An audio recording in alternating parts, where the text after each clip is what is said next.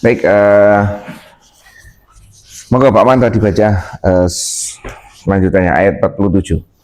Jika mereka berangkat bersama kalian, niscaya mereka tidak menambah kalian selain dari kerusakan yang menimbulkan kekacauan belaka.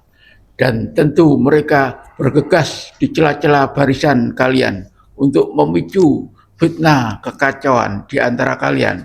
Dan di antara kalian ada yang amat suka mendengarkan perkataan mereka, dan Allah Maha mengetahui orang-orang yang zalim. Baik, terkait dengan rangkaian kemarin, ini hanya terkait dengan perintah Allah.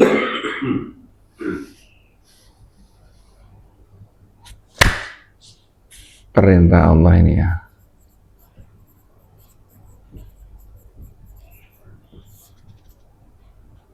Dilaksanakan apa ya? Tunduk. Dilaksanakan ya.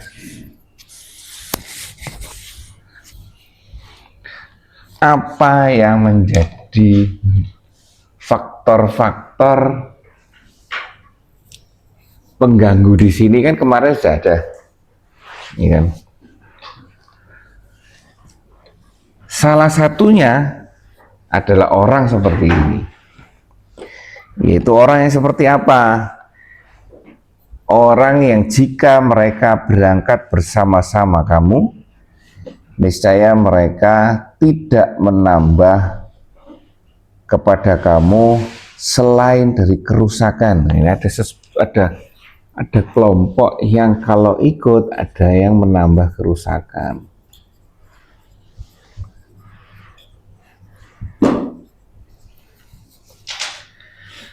Terus yang kedua apa? Dan tentu mereka bergegas maju ke muka di celah-celah barisanmu.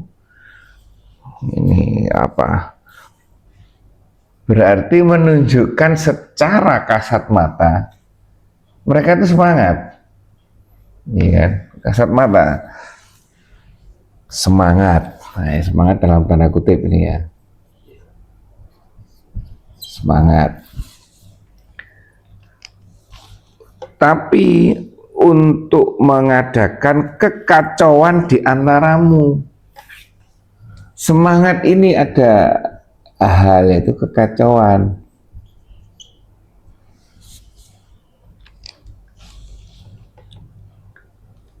Sedang di antara kamu ada orang yang amat suka mendengarkan perkataan mereka. Lo cocok kan?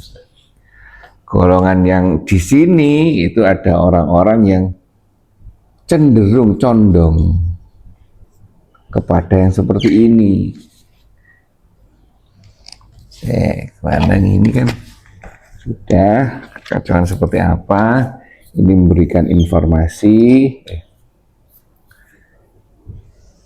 info palsu, apa ini? Nah ini ada orang yang condong sini.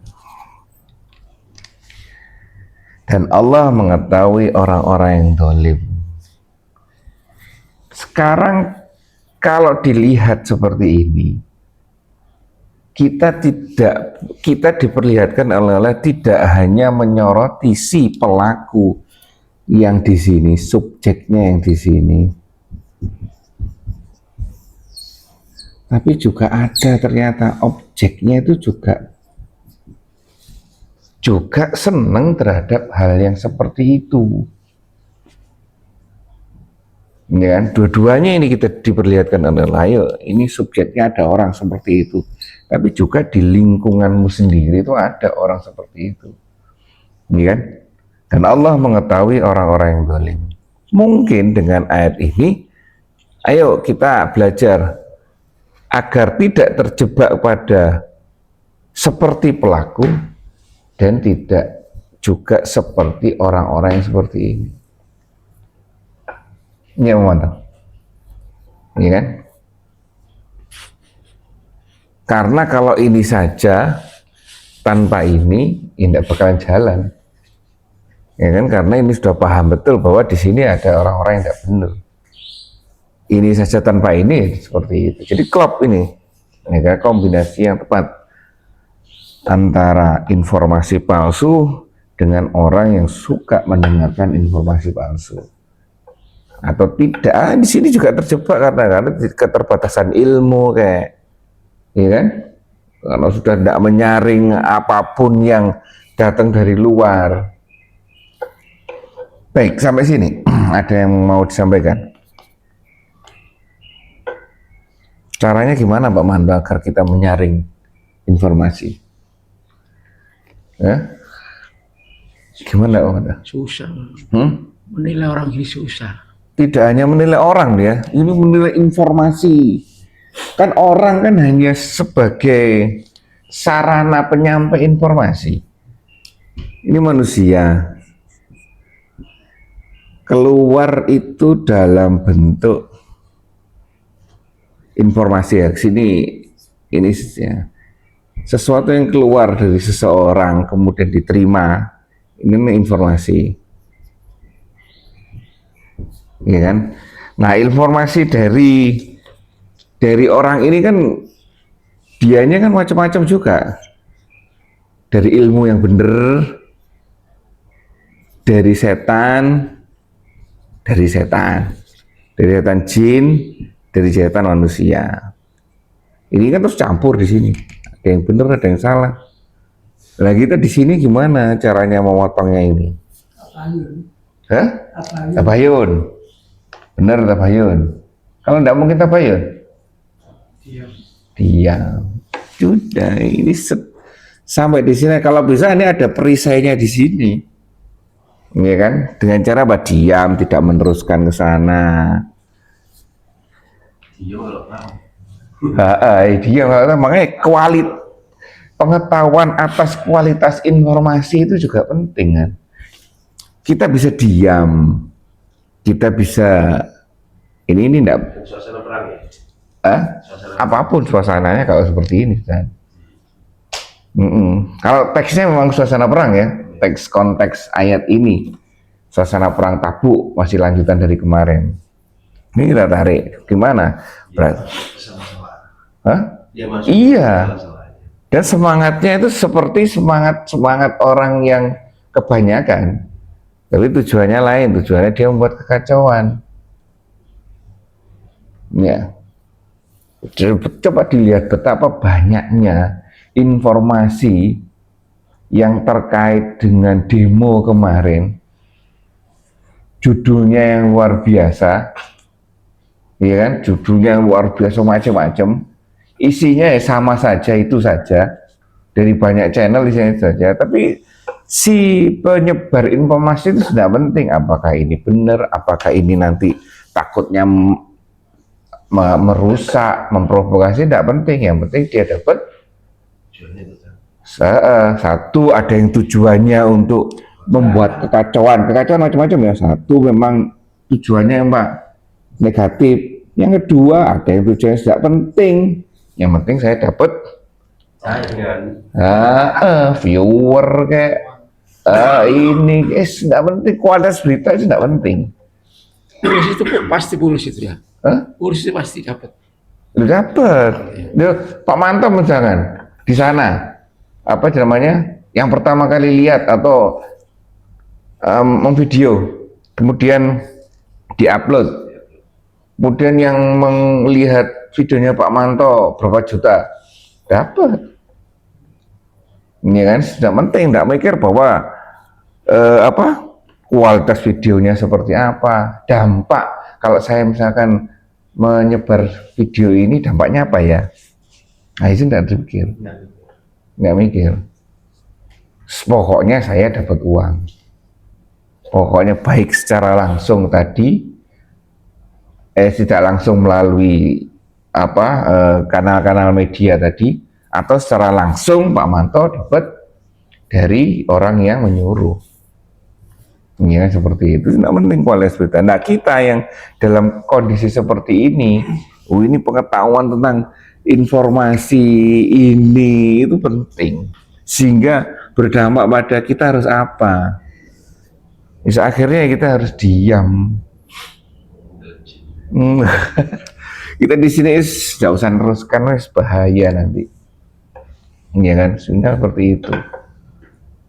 Akhirnya nggak tahu benar atau salah kemarin yang kanal-kanal informasi yang disinyalir provokatif itu ditangkap di semua, seperti itu. Ya. Ini apa kira-kira? Akhirnya kualitas informasi ini juga kita dapatkan bagaimana ya dengan pengetahuan. Akhirnya kembali lagi kepada ilmu, ilmunya yang kembali lagi kepada Al-Quran dan Sunnah.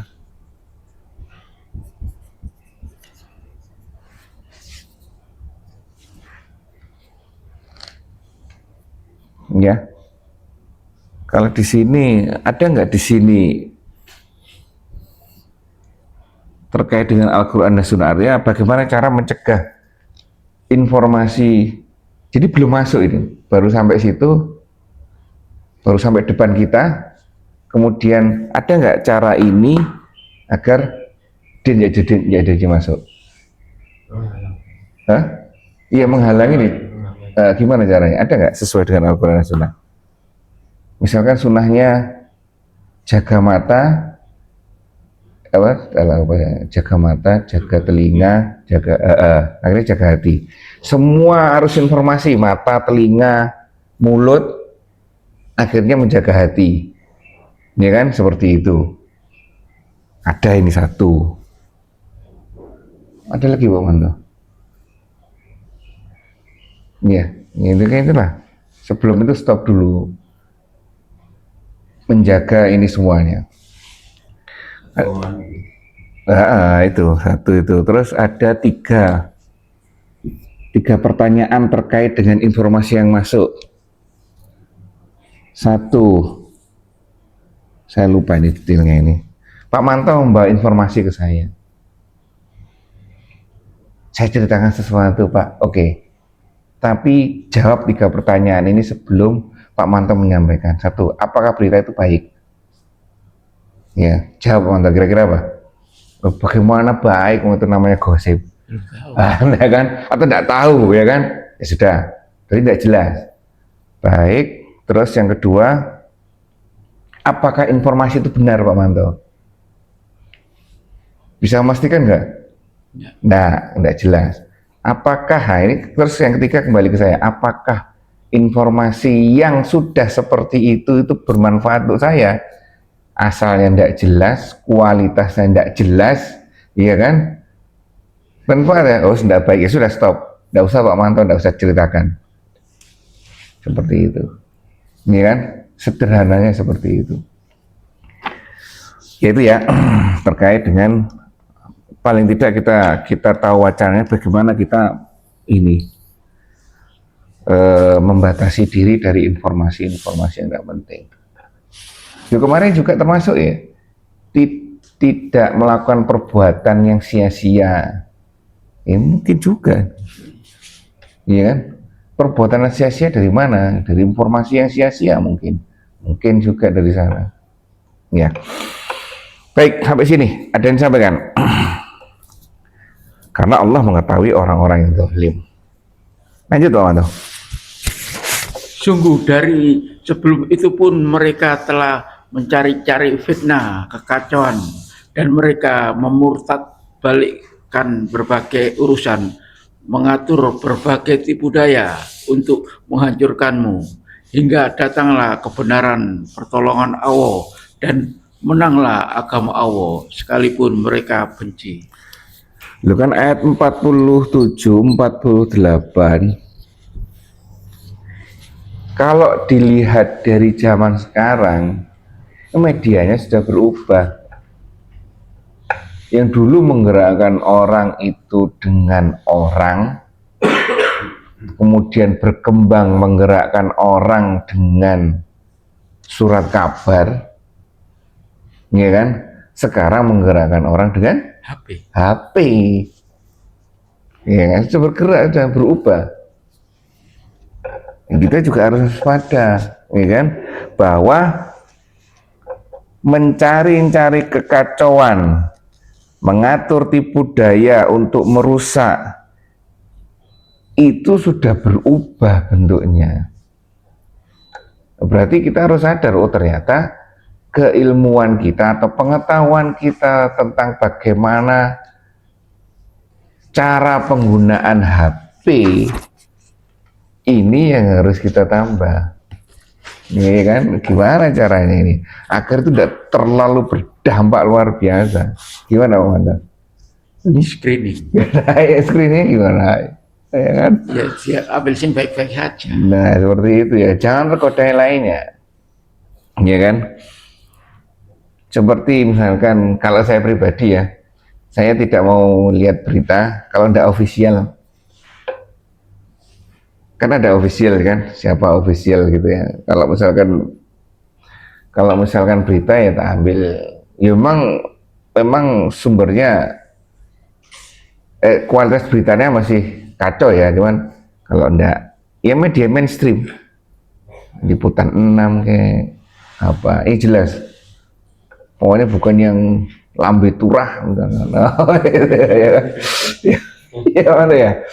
Apa ya Indonesia bocor gitu kan. Indonesia bubar. Indonesia bubar kan enggak mau saya. Detik aja masih provokatif. Iya, detik masih seperti itu. Jadi hanya sekedar di situ ya salah satu cara yang bisa kita lakukan untuk men-screening berita-berita. Cari media-media yang sudah besar. Tapi ya seperti itu, kita tetap harus punya andil ya. Itu karena apa? Untuk menggerakkan manusia itu sekarang sudah berubah dengan HP. Ya. Dan hingga datanglah kebenaran, pertolongan Allah. Nah, bagaimana caranya mendatangkan kebenaran? Bagaimana caranya kita mendatangkan kebenaran dari Allah ini? Ya, apakah hanya kita pasrah-pasrah saja? Kan tidak mungkin, juga harus dengan perjuangan juga. Setelah kita mengidentifikasi mungkin sumber beritanya, orangnya seperti apa, sumber beritanya, medianya seperti apa, sehingga kita bisa men-screening semuanya, ya mungkin baru setelah itu Allah menguatkan kita dengan bantuannya. Dan menanglah agama Allah, padahal mereka tidak menyukainya. Kalau di YouTube banyak. Ambalat itu perang tak? Ambalat. Ya. Kalau di YouTube banyak. Ambalat kan batas wilayah Ya. diperbutkan sama Ya. Malaysia. Perang sekarang. Wilayah kita barunya. Wilayah kita. Ya, kita asli. Kayak apa? Si Padang Ligitan yang udah lepas. Iya, udah lepas itu. Punya kita. Iya, Padang Ligitan udah lepas ya? Lepas. Iya, Padang Ligitan itu. Megawati. Iya, benar. Satu pulau itu lepas sudah. Ya itu ya. Baik, seperti itu. Kita lanjutkan Pak Manto. Mas bilang ya. Di antara mereka ada yang berkata, berilah aku izin tidak pergi berperang dan janganlah kamu menjadikanku terjerumus dalam fitnah. Ketahuilah bahwa justru mereka telah terjerumus dalam fitnah dan sesungguhnya neraka jahanam itu benar-benar meliputi orang-orang yang kafir. Dan ingat ya, orang-orang seperti ini itu akan senantiasa ada. Ya kan, bahwa mereka tidak suka dengan perilaku orang-orang yang beriman atau perilaku baik, mereka tidak suka. Di antara mereka ada yang berkata, berilah saya izin untuk tidak pergi perang. Ya kan? Dan janganlah kamu menjadikan saya terjerumus dalam fitnah. Ketahuilah bahwa mereka telah terjerumus dalam fitnah dan sesungguhnya jahanam itu benar-benar meliputi orang yang kafir. Apa maksudnya di sini? Mereka apa, pemain watak kayak, atau play victim kayak, apa pengadu domba, atau ya seperti itu, aktor intelektual ya, bahasa-bahasa sekarangnya seperti itu ya. Iya Manda ya. Mereka saat provokator, mereka seakan-akan seperti ini, ya kan? Seakan-akan ngomong bahwa jangan memfitnah saya, padahal dia sendiri yang pembuat fitnah. Ya seperti itu. Waspada. Makanya itu dengan disebutkan di dalam di dalam surat Al-Baqarah, setelah dzalikal kitabul la raiba hudalil muttaqin, dalil kepada siapa? Alladzina yu'minuna bil ghaib. Berapa ayat itu? 3 ayat atau 4 ayat. Itu menjelaskan bahwa Al-Quran ini sebagai landasan perilaku bagi orang-orang yang beriman, bertakwa. Setelah itu ayat ke-6 sampai ke ayat 16 atau 18 itu yang tidak benar-benar malahan. Artinya apa? Bahwa kita diberi informasi, diberi keterangan oleh Allah lebih detail kepada orang-orang yang tidak benar daripada orang yang benar. Karena mudah menjadi orang benar. Coba laksanakan 3-4 ayat itu selesai sudah. Waspada jadi orang yang tidak benar. Dan tidak benarnya ini terkait dengan orang-orang yang musyrik dan orang-orang yang munafik. Iya kan? Aturan semakin banyak itu melambangkan bahwa perilaku itu dampaknya luar biasa. Seperti misalkan aturan sholat dengan aturan haji misalkan. Banyak mana? Banyak sholat, aturan sholat. Karena apa? Dampak tidak melakukan sholat itu luar biasa. Seperti itu ya. Nah jadi waspada kita dengan orang, kembali lagi waspada dengan orang seperti ini. Orang yang pemain watak seperti ini. Ya. Seperti misalkan coba kita bawa itu AI ya. Ini ini luar biasa ini. Coba tanyakan ke AI 5 negara yang paling religius. Ayo, 5 negara. Ini terkait dengan informasi ya. 5 negara yang paling religius di dunia. Yang mungkin muncul India, Indonesia, Arab Saudi, Qatar, Oman, apa saja? Berdasarkan survei WIN Gallup Internasional sekitar 2017, yang pertama Thailand, Nigeria, diikuti Kosovo, India, Ghana, Pantai Gading, Papua Nugini. Kalau berdasarkan survei Gallup Internasional Juli 2025, 5 negara dengan proporsi penduduk yang menyatakan diri religius. Yang pertama Pakistan. Oh, Pakistan. Ini yang survei Juli 2025. Pakistan 94%, Kenya 93%, Georgia 93%, voter dan data Pandas. Ini yang pertama Ceko, Korea Utara, Korut, Estonia, Jepang dan Hong Kong.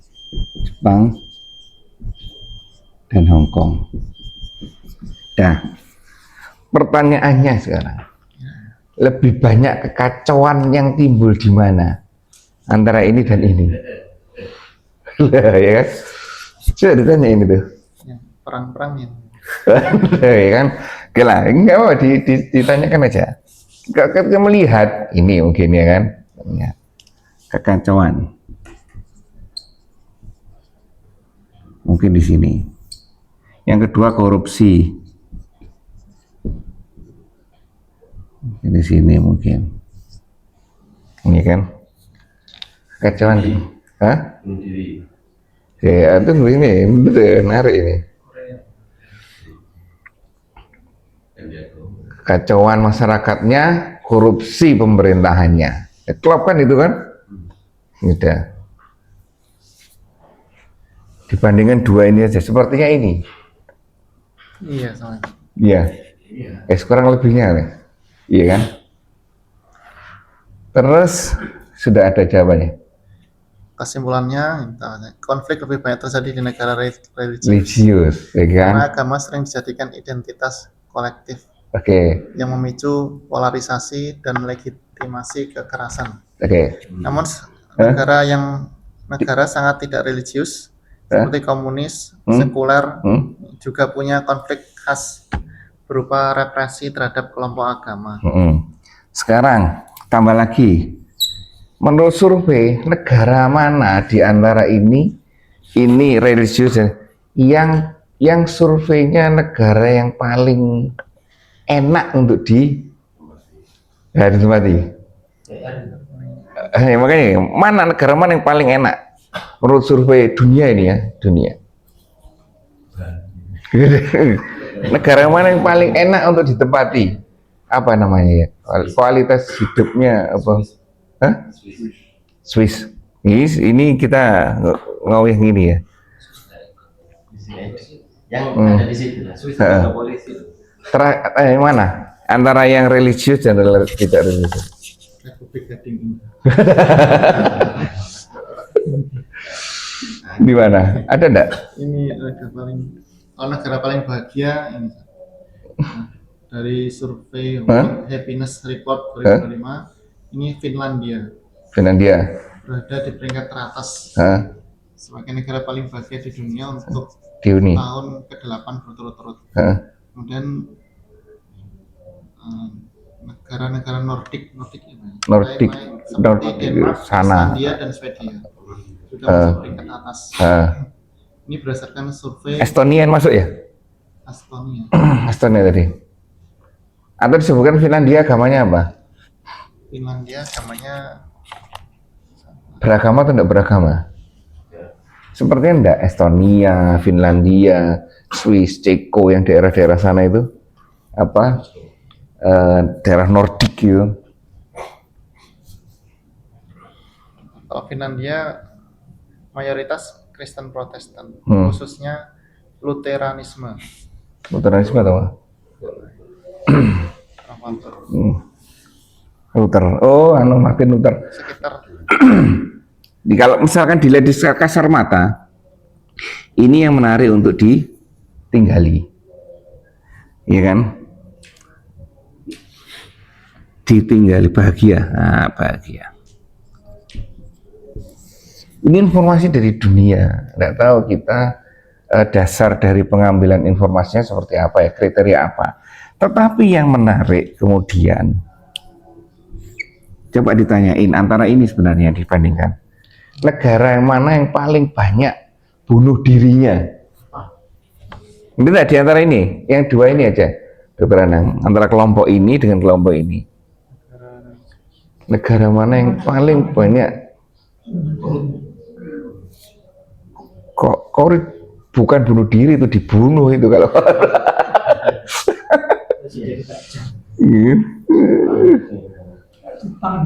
Di antara dua ini.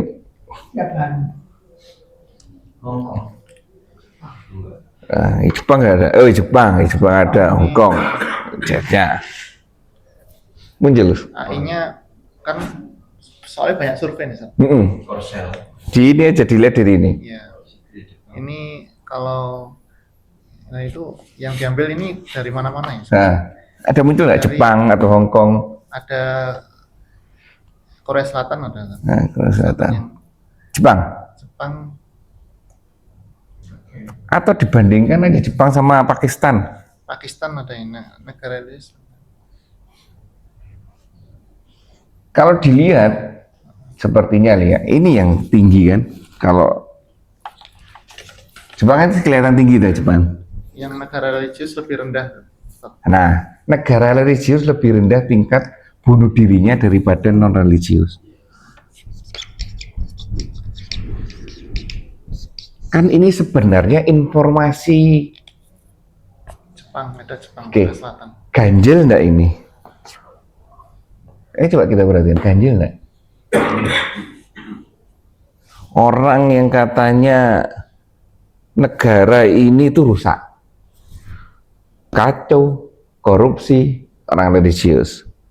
Ini adalah negara yang bahagia surveinya. Itu survei, tapi kenyataannya yang terbaik bunuh diri. Iya, kan bertentangan loh. Katanya bahagia. Nah, ini satu bisa bisa membuka wacana kita, ya kan? Ternyata hal-hal yang ini seperti ini itu hanya sebatas apa ya, sebuah data atau informasi. Toh nantinya tidak berpengaruh pada ini. Ini apa? Ini pengaruhnya kok sampai terjadi apa namanya paradoks, pertentangan ini, ya kan? Oh, ada sesuatunya yang menjembatani antara ini dengan bunuh diri, ya kan? Nah, terkait dengan ini, yaitu informasi itu tadi. Bahaya kalau misalkan kita terus, oh enak di sana, berarti nanti kita anak turun kita kesinikan aja. Akan sekolah ya. Akan sekolah ke sini, ini. Ini salah satunya ya. Jadi waspada. Ini namanya geopolitik ya Pak Chandra yang belajar, ya kan? Ke sana kemari ya, ini ke sini. Ya kan? Nah itu bahaya. Maka Pak Manto nanti cucunya disekolahkan ke Jepang. Damai kok. Nah seperti itu. Ini kan keanehan. Ini kan seharusnya bunuh diri banyak dulu di sini karena stres orangnya. Sini tuh mentalnya lebih kuat. Sini kan karena udah biasa bahagia. Lah itu bisa dijadikan latihan juga. Oh berarti kalau kita kurang latihan mentalnya kurang bagus. Iya kan Pak Manto yang luar biasa di rumah latihan, di jalan latihan, ya kan Pak Manto. Ya, jadi waspada terkait dengan informasi. Bukan kita menyalahkan itu survei, jangan seperti itu. Tapi waspada informasi yang masuk pada kita. Ini bisa kita jadikan informasi yang bagus juga terkait dengan apa? Seperti tadi, oh kurang latihan, ya kan? Oh ada apa ini? Mentalnya kurang bagus. Seperti itu. Tapi dijaga Arab Saudi Hmm. kan apa, dia di sebelah kiri, Religius. sebelah kanan dia. Tapi bukan masalah bawah. Ininya. Ada masalah lain lagi. Masalah Gimana? Gimana? dia kan Religius, termasuk negara religius. religius, termasuk apa, kekayaan korupsinya kan nggak ada, Oh iya, bahagia di sana, benar. terus tidak ada bunuh diri. Ini apa kuncinya? Pak Manto? Lah itu kuncinya. Loh, tapi surveinya bahagia loh ini. Survei ngawur. Tidak bohong. Negara sih nggak dalam kena uji. Nah, itu. Menghindari ujian terus. Nggak mau aturan kan ujian. Nah, itu ya. Sampai susah, artinya informasi itu sudah meluas sampai seperti itu. Nah itu kita pelajari. Seperti Pak yang disampaikan tadi. Ada apanya? Ternyata kok Arab Saudinya ininya rendah. Oh, berarti Al-Quran dan Sunnah kita melihatnya seperti itu kan, Al-Quran dan Sunnah jadikan. Negara kecil kita adalah keluarga kan. Negara kecil kita kan yaitu. Makanya saya sangat tidak setuju ketika dalam satu keluarga bapak ibu terutama tidak boleh marah kepada anak, itu tidak setuju. Harus anak itu harus dimarahi. Loh, tapi janganlah marah bagimu surga. Ya kan lain, ya kan. Marah dengan motivasi apa? Silakan pukul istrimu tapi tidak di Pala. lah di wajah. Mukulin harus rusak kepok. Lah, itu kan. Itu kan, laksanakan perintahnya, ya kan. Orang rusak kepok. Iya. Timpak nong ini. Suaminya Kakek juga lagi. perang lagi, ya kan. Nemu. Suaminya adik saya itu gitu, yang perempuan suaminya itu. Dia selalu ngomongnya apa eksplosif. Nanti saya pukul kamu. Dan setelah tenang, terus kemudian menyampaikan ke istrinya, saya harus melaksanakan janji saya. Iya, pukul. Ambil satu lidi aja. Ini sudah melaksanakan janji saya. Nah, itu, seperti itu. Ini teknik-teknik mendidik, yang seperti itu ya. Nah, marah yang mendidik, yang seperti itu. Baik, terkait dengan ini, jadi kita waspada terkait dengan fitnah, ya kan? Lanjut, Pak Manto. Oke, mau. Yang ini apa terkait ayat 49 nih, Ustaz. Ini ada kisah menariknya, Ustaz, yang saya sempat baca, Ustaz. Ini asbabun nuzulnya ini pada suatu saat ketika Rasulullah SAW ini melakukan persiapan perang Tabuk, Ustaz. Kemudian Rasulullah SAW ini bertemu dengan salah satu orang munafik ini yang bernama Al-Jad bin Qais. Qais namanya. Terus Rasulullah SAW menanyakan, wahai Jad, apakah tahun ini kamu akan ikut memerangi Bani Al-Asfar atau pasukan Romawi? Kemudian orang munafik ini, Al-Jad bin Qais ini menjawab, wahai Rasulullah, apakah engkau bisa memberikan izin untuk tidak ikut agar aku tidak terfitnah? Beliau Al-Jad ini mencari alasan, demi Allah semua kaumku tahu bahwa tidak ada yang mengagumi perempuan melebihi aku. Saya khawatir terfitnah ketika melihat wanita-wanita Romawi. Jadi Al-Jad orang munafik ini mencari alasan agar tidak berangkat dengan mengatakan takut terfitnah wanita-wanita Romawi yang cantik gitu. Kemudian Rasulullah berpaling darinya dan mengatakan, saya mengizinkanmu. Lalu turunlah ayat ini. Tahu Al-Jad bin Qais ini seorang munafik. Pinter cari alasan. Iya. Kenapa Pak Manto ndak jadi imam? Nggak takut. Nah, nanti saya di depan nangis-nangis gimana ya? Ya, kan untuk menghayati ya. Kalau saya jadi imam, subhanallah. Salah semua. Ya itulah. Jadi makanya itu apa ya? Yang mungkin menjadi nilai jual yang menarik ya agama itu sendiri. Kenapa tidak ikut perang? Saya takut nanti tergoda dengan wanita-wanita Romawi, ya kan? Saya takut nanti seperti ini, ya kan? Seperti itu. Ini ya kisahnya akhirnya itu tadi, ya kan? Seolah-olah masuk akal. Hah? Seolah-olah masuk akal alasan. Seolah-olah masuk akal, ya bener, seolah-olah masuk akal. Jadi apa ya, 1001 cara untuk apa? Membenarkan yang salah. 1001 cara untuk tidak berangkat berjihad. Walaupun menggunakan dalil. Tergoda dengan wanita, itu kan dalil. Tidak boleh tergoda dengan wanita, kan dalil. Sebenarnya sifatnya pribadi. Lah itu loh. Ini bahayanya kan. Ini yang mungkin masuk dalam kategori menjual ayat dengan harga yang murah. Ya, coba, alasannya kan benar.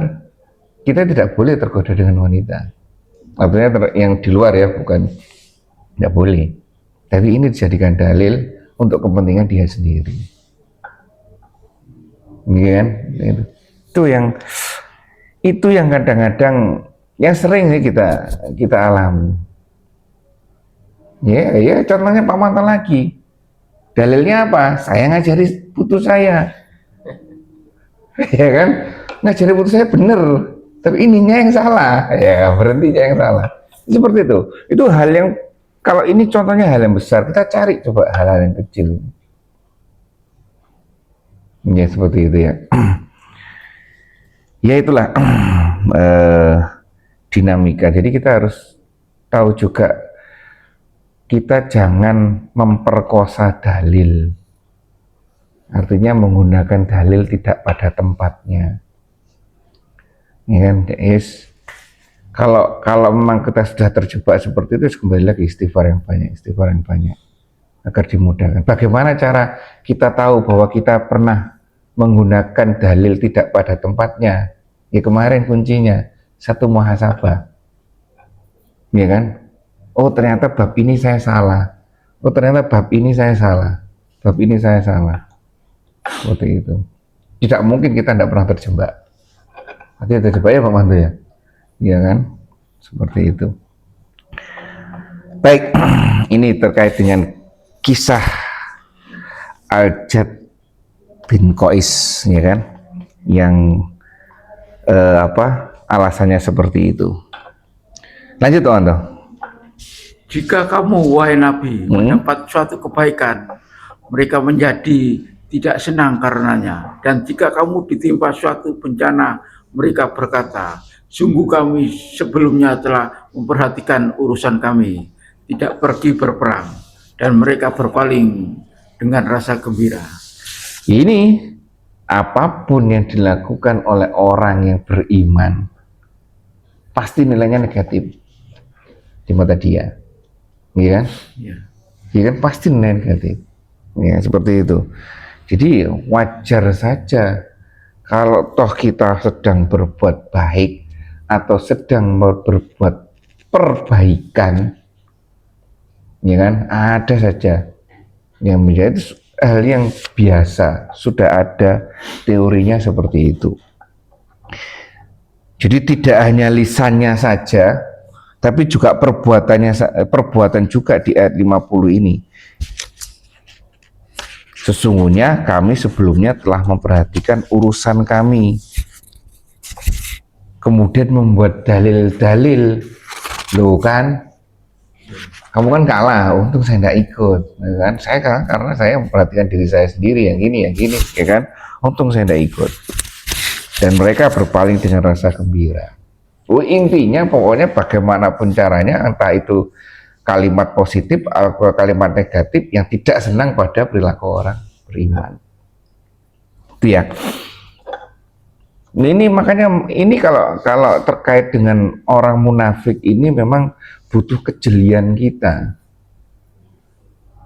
Ya kan? Butuh kejelian karena casingnya itu ya orang seperti kita. Perilakunya sama-sama berperang ke depan, sama-sama berjalan untuk di dalam Islam sama, tapi perbuatannya itu, ekspresi dari yang bisa kita lihat adalah ekspresi dari perbuatannya itu, ekspresi dari pemikiran dalam bentuk perbuatan itu yang bisa dinilai, oh ternyata orang seperti ini, ya kan? Dan kita harus seperti apa? Ya kita bisanya, kalau saya hanya untuk dinilai dan pengetahuan saya pribadi, oh ternyata orangnya seperti ini, oh Handika seperti ini, Pak Manto seperti ini, Pak Budi seperti ini, gitu. Sehingga kita berhubungan, kita sudah punya nilai, oh Handika seperti ini, saya harus seperti apa, ini kan, seperti itu. Baik, ada yang sampaikan di sini. Ini kalau dilihat dari munafik ini, kalau kita menyaringnya, dia tidak berkomitmen bahwa itu Rasulullah yang memimpin. Jadi gagal atau enggak gagal, pokoknya kegiatan orang yang beriman. Ya ini kan seolah-olah Rasulullah bukan pemimpin, bukan Rasul. Jadi keputusannya itu dianggap manusia biasa. Itu ada Rasul. Itu ada Rasul. Dan dia sekarang. Ya. Kan? Itu dan dia sekarang, ya kan? Mana mereka Pak Manto ngerti dalil, ya kan, seperti itu. Selamat gak melok padahal Rasul. Nah, selamat ya. Gak melok awal. Seperti itu ya. Iya, ini kan kalimat melecehkan sebenarnya. Melecehkan itu melecehkan. Iya kan, jadi seperti itulah. Lanjut, Pak Manto.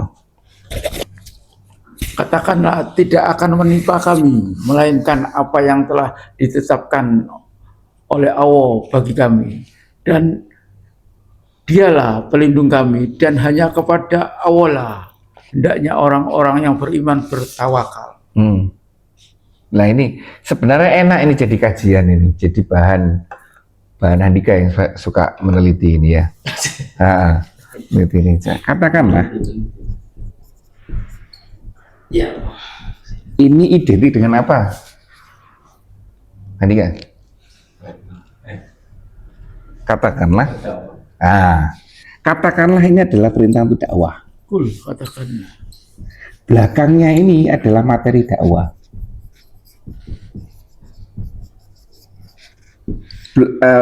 Depannya ini materi dakwah ini, belakangnya ini mesti ada konteksnya. Selalu seperti ini.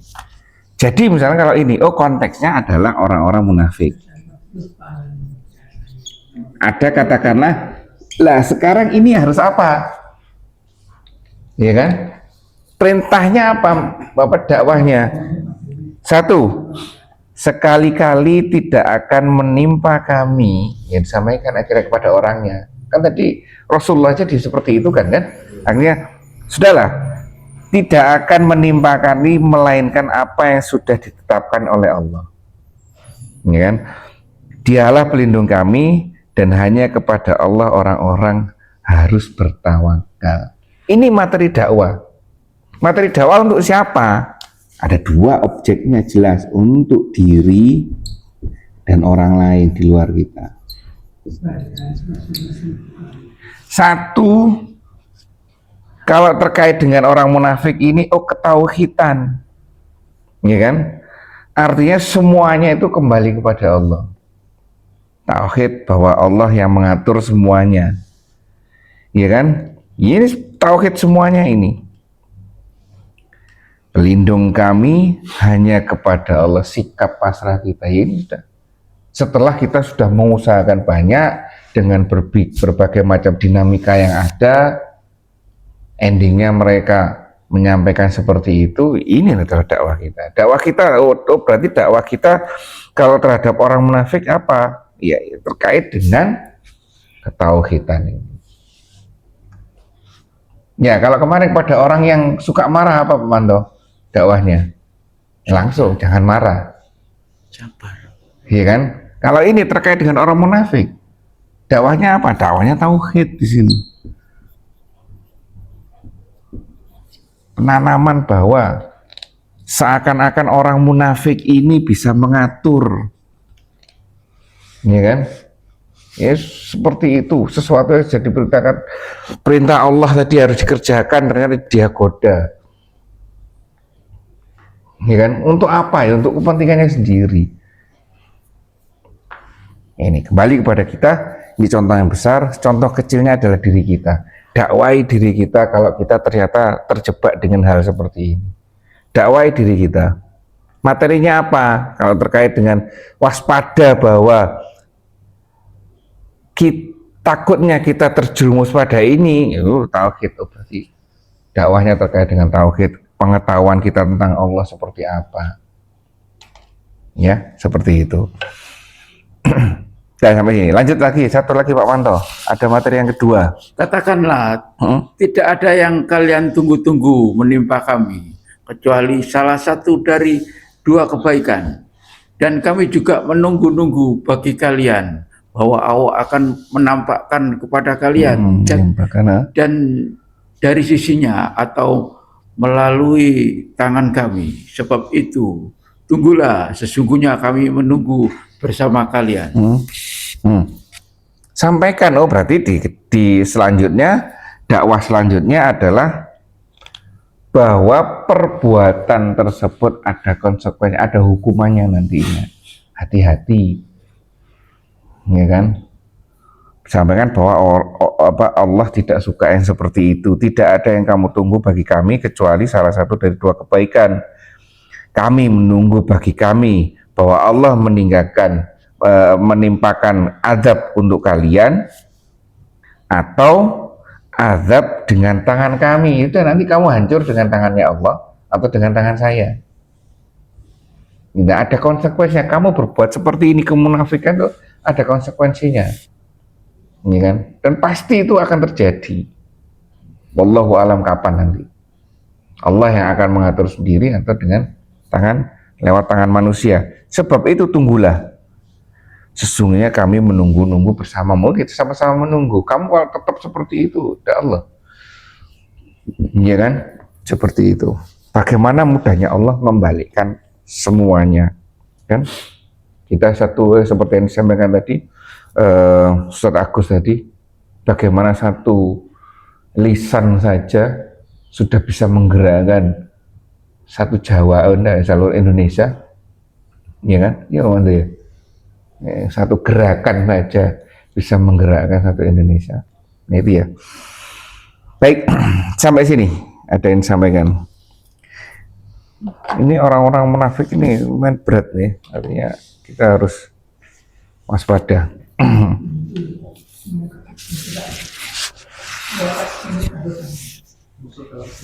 Musuh bener, musuh dalam selimut. Bahaya itu. Waspada. Tapi ya, apa ya, kita ini, terus kalau seperti itu, coba pertanyaan gini, kita tahu si A, bahwa si A ini perilakunya seperti ini. Untuk memberikan informasi bahwa si A seperti ini kepada teman kita ini juga butuh ilmu kita nih. Boleh nggak kita menyampaikan, hati-hati nanti orang itu bahaya. Kebolehannya jauhnya seperti apa? Paham ya? Ataukah itu hanya konsumsi diri sendiri? Ini kan? Gimana Pak Budi? Biasanya ke teman yang baik. Cuman bahasanya cuman hati-hati. Hati-hati ya, seperti itu. Iya tetap. Nah, itu. Nah, terus bagaimana caranya kita mengambil pahala dari orang-orang yang seperti itu? Karena orang munafik ini luar biasa loh. Sejauh sepengetahuan saya melihat konsekuensinya nanti di akhirat, dia itu letaknya paling bawah, lebih bawah daripada orang musyrik. Orang kafir. Iya kan, orang kafir lebih bawah dia itu. Mungkin dilihat dari dampak destroyernya, destruksinya, merusaknya, dampak merusaknya itu luar biasa. Orang kafir jelas. Kalau orang ini tidak jelas. Makanya kalau apa katanya guru saya itu di awal Al-Baqarah itu yang membahas orang mukmin itu hanya 3-4 ayat, yang membahas orang kafir itu hanya sekian ayat, yang sisanya itu banyak membahas orang munafik itu yang banyak di awal Al-Baqarah itu, katanya beliau ya, seperti itu. Jadi artinya waspada, ya kan? Ya paling kita munculnya kalau kita menyampaikan si A itu seperti ini, seperti ini, seperti ini. Macam-macam. Ya takutnya, iya, bermuka dua, ya kan? Oh iya, seperti bermuka dua. Bermuka dua itu seperti apa, ya kan? Yang seperti, ya seperti itu. Apakah selalu bermuka dua itu jelek? Nah, ya, Pak Manto ya, seperti di sini. Ya kan, Pak Manto ternyata seperti ini di rumah. Gimana? Ya kan? Sini kan Pak aktif kan Pak Manto, dan di rumah diem aja kan. Di kantor aktif lagi, pendakwah yang luar biasa, ya kan? Wah, Karakter. lah ya, Pak Manto ini singa berhati Hello Kitty. Ya kan, singa kalau di luar Hello Kitty, kalau di dalam wah, ya kan? Bermuka dua Pak Manto ini, ya kan? Iya Pak Manto, ya enggak seperti itu kan? Kali Jabar itu Gimana? ketika dapat seperti itu tadi bilang orang, saya hati-hati nanti masih pulang gitu kan. Nggak takut, saya nggak takut sama siapapun di dunia ini. Saya mencoba untuk berbaik sangka semua orang, tetap sama Allah. Jadi dia misalnya si dapat info si A itu begini-begini, dia udah buang itu, ntar mencoba untuk berpositif thinking.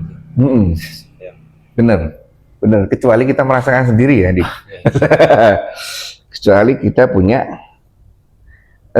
evidence, pengalaman bahwa kita pernah setuju ini, membatasi ini. Ngomong ini saya enggak mau dapat berita seperti itu. Kan enggak jelas. Pak Manto ada pengalaman dengan orang itu silakan, karena saya belum. Oke, data Pak Manto saya terima hanya sebagai data. Saya hanya berusaha melihat semua orang itu baik. Ya seperti itu. Ya Manto ya. Ini Pak Manto yang luar biasa. Tahu temennya sudah pernah punya pengalaman negatif hutang, datang lagi dihutangi lagi. Tapi sekarang sudah enggak ya. Kalau sih dengkut kan. Ya itu ya.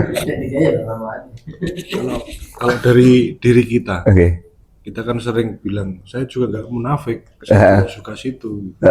Itu gimana? Nah itulah, seharusnya seperti itu kan tidak diungkapkan, ya kan? Seharusnya karena munafik ini lu susah memang munafik. Itu pergeseran makna. Munafik di sesungguhnya di Islam itu dari itu. Tapi bergesernya ke istilah bahasa Indonesia jadi kayak gitu. Munafik itu Pelin-pelan. cuma ya bilpan jadinya munafik. Ya, susah memang kita harus kira. Saya lupa. Nggih? Hadis atau apa ya? Al imanu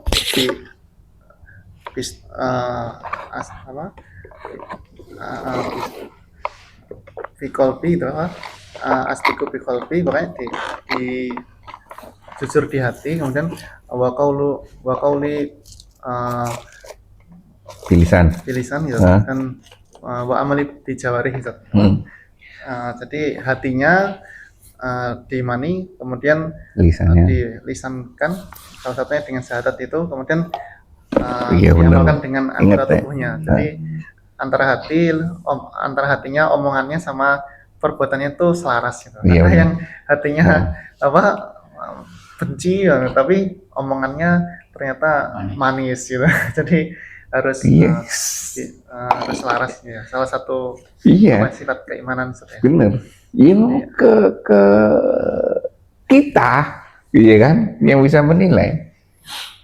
Masa bisa orang lain, ya gimana ya? Rasulullah ini menilai enggak? Ayo, Rasulullah menilai orang munafik enggak? Cinta di kasus ini. Nilai. Dasarnya dari apa? Tadi diinfokan dulu dari langit. Orang ini ternyata seperti ini, orang ini ternyata seperti ini. Toh kasus yang sebelumnya yang 3 orang itu terkait dengan hukuman itu ya. Ini Rasulullah juga diem. Karena susah orang munafik ini. Rasulullah nunggu juga dari berita dari langit. Ya korelasi antara hati, lisan dan tindakan. Koherensi, kesesuaian. Nah, kesesuaian antara hati, lisan dan tindakan yang seperti disampaikan Dr. Anan. Itu ya. Ya kita sendiri harus belajar, sama-sama belajar agar kita tidak terjebak. Bagaimana kita tidak terjebak? Ya kita harus tahu variabel, faktor-faktor yang menjebak itu apa? Apa yang bisa menjadi jebakan? Ini kita pelajari. Ya, itu ya. Ada tuh yang menyebutkan orang munafik. Ciri-ciri orang munafik adalah apabila dia bicara dusta, berjanji khianat, diamanai khianat. Berkata dia bohong, berjanji dia dusta, diamanahi dia khianat. Ada satu lagi saya lupa. Tidak menepati. Iya, berkata dia bohong. Bohong dusta sama. Iya dusta ya. Berbicara dusta. Tidak menepati. Berjanji khianat. Iya berjanji dia tidak tepati. Diamanahi dia khianat. Ya gitu. Itu salah satu yang bisa salah satu waspada. Kalau semuanya mengumpul dalam satu orang ya dia munafik. Tapi atau dusta atau ini ya berarti ya masih sebagian munafik. Ya kan? Ya itu waspada ya. Baik, kurang lebihnya sama maaf. Tetap waspada dengan lingkungan kita. Jangan kecil hati. Karena memang kita zamannya seperti ini, Pak Mantu ya. Tetap semangat, seperti yang sudah disampaikan kemarin, kita punya kunci jawaban. Gitu Pak Mantu ya. Berangkat sekolah, berangkat ujian dengan kunci jawaban kan luar biasa kan. Tenang. Kita tutup majelis ini dengan bacaan hamdalah dan doa penutup majelis. Alhamdulillahirabbil alamin. Subhanakallahumma bihamdika asyhadu an la ilaha illa anta astaghfiruka wa atubu ilaik. Assalamualaikum warahmatullahi wabarakatuh.